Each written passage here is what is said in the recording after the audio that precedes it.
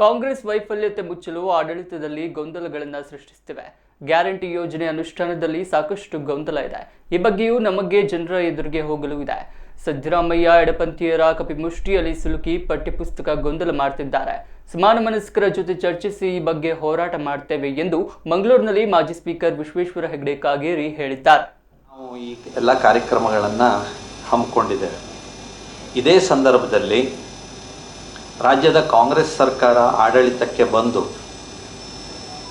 ಈ 1 ತಿಂಗಳು ಪೂರ್ಣ ಆಗ್ತಾ ಇರುವಂಥ ಸಂದರ್ಭದಲ್ಲಿ ಆಡಳಿತದಲ್ಲಿ ನಿರ್ಮಾಣ ಮಾಡಿರೋ ಗೊಂದಲಗಳಿದೆಯಲ್ಲ,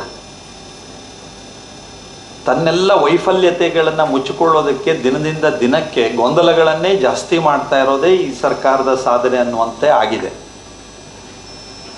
ಈ ಕುರಿತಂತೆಯೂ ಸಹ ನಾವು ಸಾರ್ವಜನಿಕರ ಮಧ್ಯೆ, ನಮ್ಮ ಪಕ್ಷದ ಕಾರ್ಯಕರ್ತರ ಮಧ್ಯೆ ವಿಷಯಗಳನ್ನೆಲ್ಲವನ್ನು ಪ್ರಸ್ತಾಪಿಸ್ತಾ ಇದ್ದೇವೆ.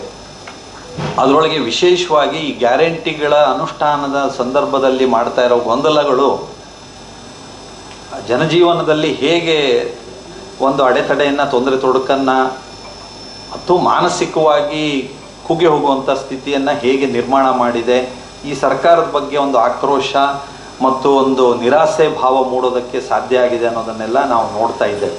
ಹಾಗಾಗಿ ಈ ವಿಷಯಗಳನ್ನು ನಾವು ತಿಳಿಸ್ತೇವೆ.